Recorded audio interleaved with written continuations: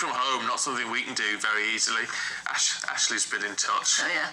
Love this one. Ashley says, I tried working from home, but I only lasted 30 minutes, ran out of windows. I'm a window cleaner. Like that. Very good. Oh, we should say, this is Karen. Morning to you, Karen. Today is my dad, Dave Wood's 80th birthday. We're having a party for him later. He'll be thrilled to hear his name mentioned, as he loves seeing you both on The Breakfast Show. Oh. Dave Wood, sir, happy 80th. Happy birthday, yeah. Wow. 80, lovely. Seb says, I'm a civil servant and I only get £11 an hour. I work from home, but if I have to go to the office, it's a 1.5-hour drive, so that's a 3-hour round trip. That costs me £30. Boris and Mog are clueless. They think all civil servants are rich. It's an interesting perspective. It is interesting. And Gracie says, again, this is a good one. And we were talking earlier on, why do bog-offs and supermarkets, how does it all operate? Because Gracie says, would it not be better to offer an item at half price rather than buy one, get one free?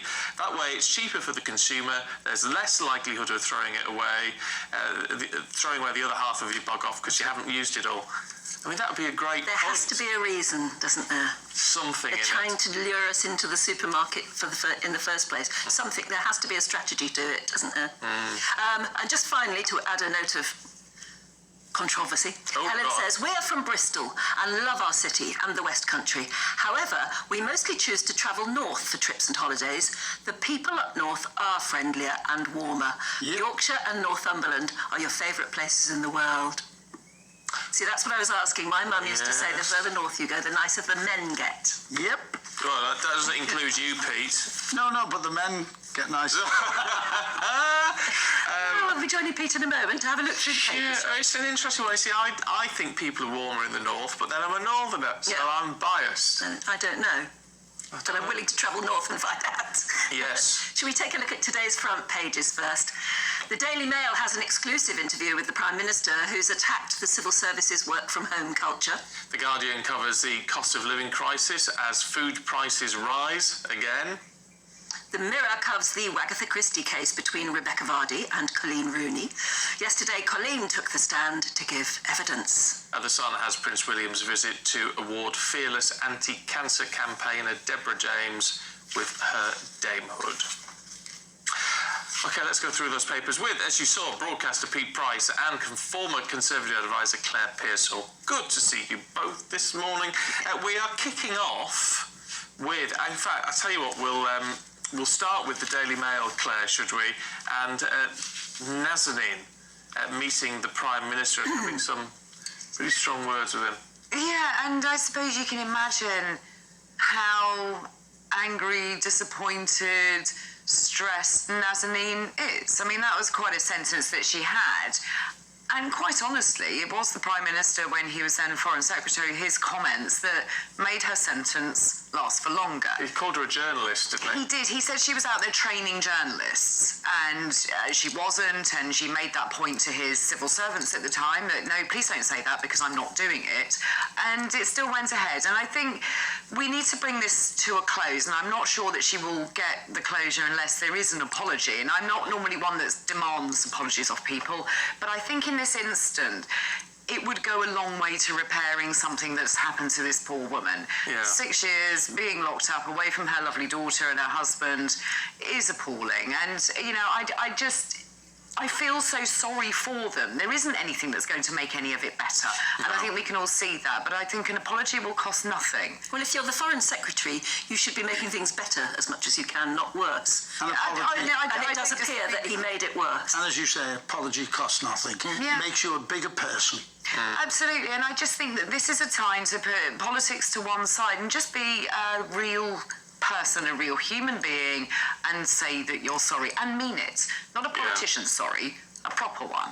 And I think she deserves that. I really do. And I think the trouble is, it would become a political football then, wouldn't it? Because if he properly apologised to her, you could see the Labour Party just leaping on that and saying yet another thing he's apologised for. You know.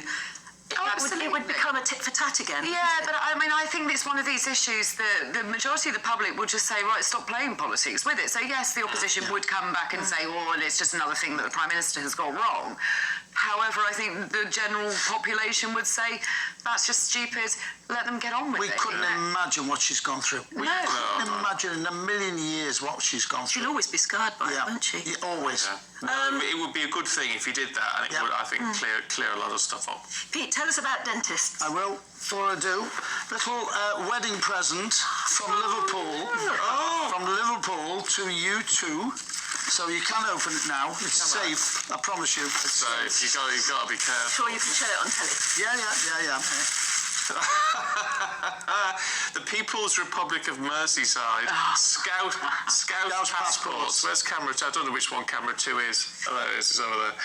There you go. That's from Liverpool. Scout wishing you all the happiness in the world. Thank you very much indeed. Because we all love GBNEWS up there. Oh, that's brilliant. Oh, I love that. That's really nice. Thank you. Thank you very much That is indeed. absolutely perfect. So, dentists. 9 in 10 dentists refuse to take on new NHS patients.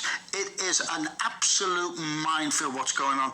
I go private. They are all my own teeth at my own age, and I've spent a lot of money on dentistry because I saw my mum suffer with the NHS, the way she was treated with dentists, and it was awful.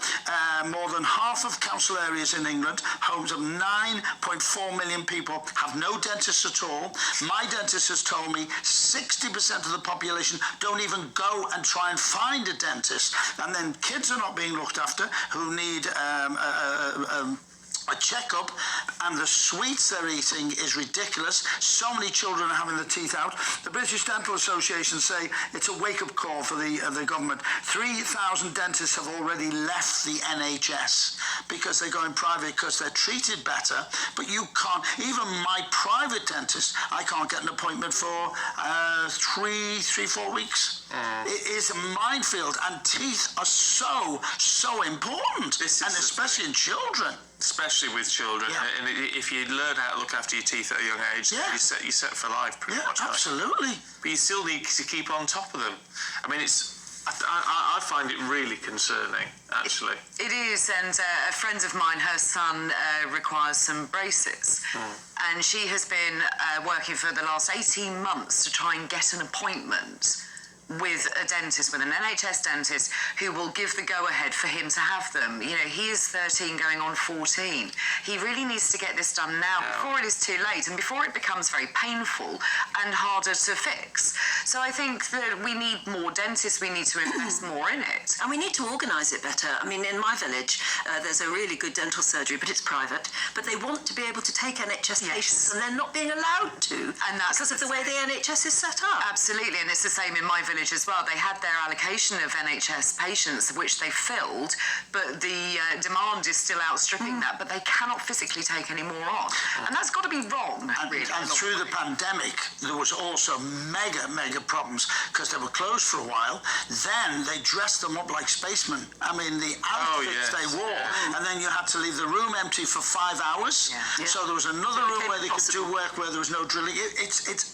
So the backlog is absolutely crazy. And the NHS was set up not only to look after our health, but also our dental health. Yep. Yes. And yet somehow we've let that disappeared.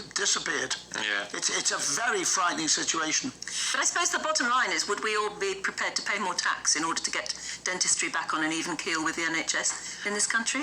Well, I mean, that's always going to be the issue, but I think people will look at the national insurance increase and say, well, what is it paying for? Well, it's been swallowed up by inflation, hasn't it? Absolutely, and that's the difficulty, that it doesn't get ring-fenced into health service or dental care or anything like that. It just gets pulled into general taxation. Well, maybe we should pull it all into looking after our follicles, for us gentlemen in particular, Claire.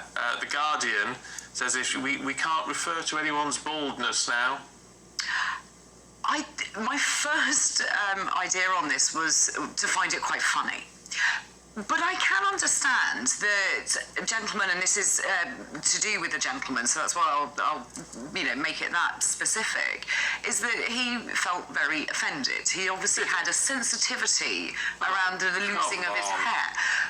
However, I don't think that we need to take this to an employment tribunal. And why is it sexual harassment? Well, I mean, this is what the lawyers have argued. Because more men are likely to be bald than women. So therefore, It's gender harassment, isn't it? Absolutely, and they're trying to make out that it comes under the protected characteristic of sex, and it's like, well, no, women can be bald. Yes. Women can suffer, with alopecia and things like that. So I don't believe that this is sexism at all. I don't believe it should be looked at through a tribunal, and I don't think he deserves compensation. Is he getting compensation? That comment alone. No, I mean, compensation will be determined at a later date because he's looking at sort of wrongful dismissal and other things as well as this sort of sexual harassment aspect. Be interested to see how Will Smith would have coped with it. Oh, don't. Is it the same sort of harassment to call somebody fatty? Well, I mean, I would say that yes, it would, and I think that is probably more offensive. But I don't think to a man who's gone bald, a lot of men do feel very, very, very upset about losing their hair.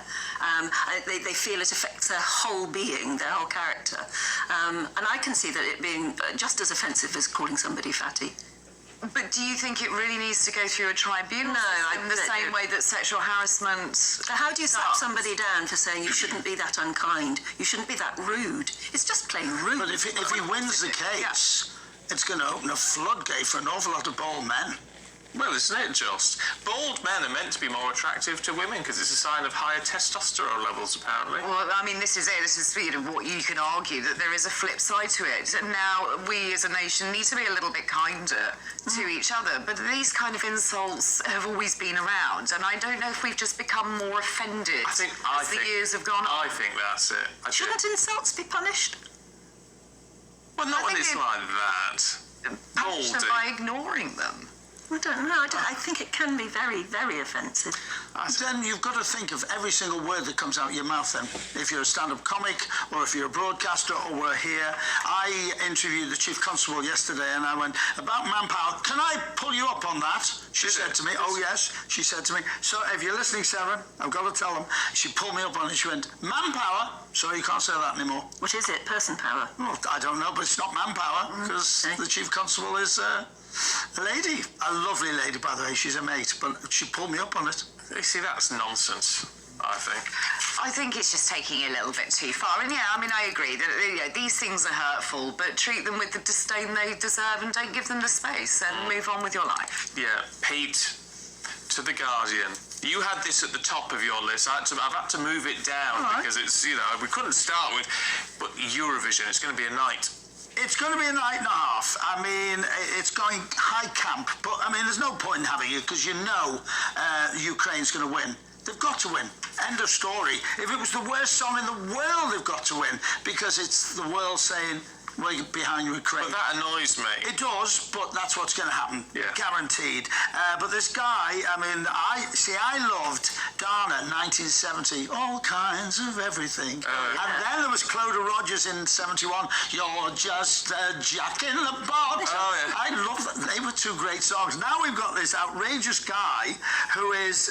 Sam Ryder. Yes, and he's got Spaceman. And he's a TikTok star. He is, indeed, but he's been out busking all over Europe, apparently, singing the song on street corners, building up... So maybe that's the way to get a few points. The way to get... Yeah, but, I mean, he'll come second. I hope he comes second. But it's all political. This is political. And he looks outrageous. I just love it. But I will not be watching it. I think I thought you'd been there. No, we lost it when we lost Terry Wogan. I just loved it. I listened to him. Some of the song. What's this song about a crocodile? Sorry, a wolf who eats bananas. Yeah.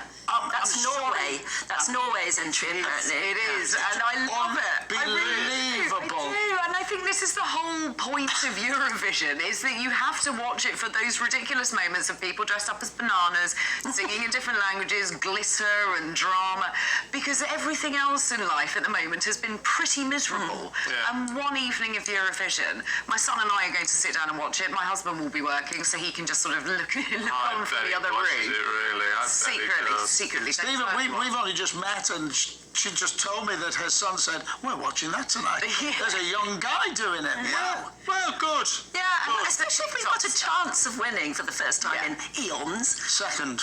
We won't win. Second. No, Okay. second. You can lay money on that. Yeah. I was Can't lay money on the FA Cup, but you can lay money on that. Yes, it was second will do, frankly. Look, Pete, Claire, thank you both. We'll catch up with you a little bit later on for a bit more campery. Pete? I don't know what he's talking about. Okay.